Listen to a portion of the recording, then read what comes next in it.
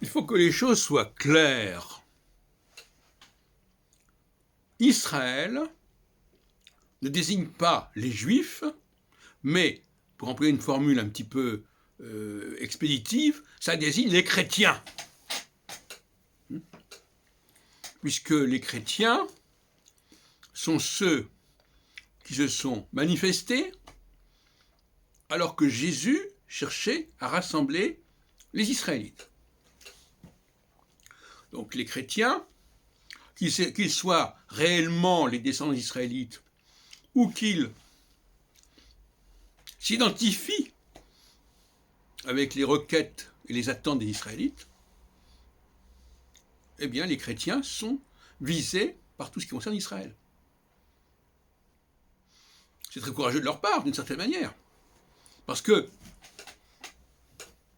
si les Israélites sont sur le banc des accusés, et c'est bien le cas, ils ont fauté, ils ont péché, eh bien à ce moment-là, le fait de se mettre de leur côté est courageux, si on peut dire.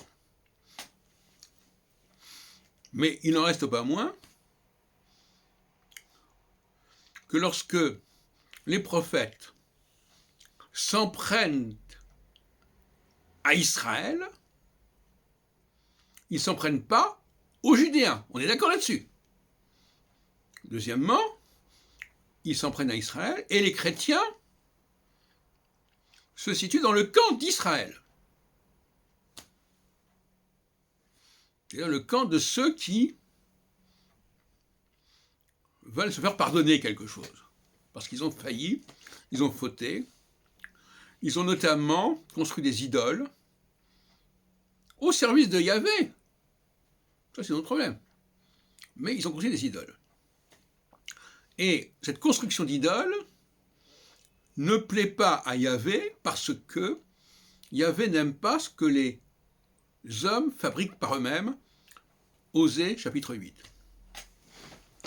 Et donc, ils sont en infraction, pas parce qu'ils ont désobéi, je ne sais quoi, comme ça. Non, c'est une infraction précise. Voilà, ils ont utilisé des choses fabriquées par les hommes. Alors, on oublie beaucoup cette affaire-là. L'autre jour, j'entendais un prédicateur parler de ce que pouvaient nous apporter les machines, les automobiles, etc. Mais ça n'est pas dans la logique juive. C'est plutôt dans...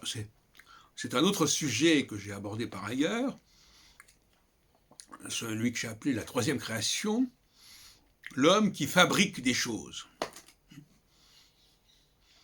Et d'ailleurs, déjà dans le chapitre 2 ou 3 de la Genèse, c'est un peu ce qui est dit.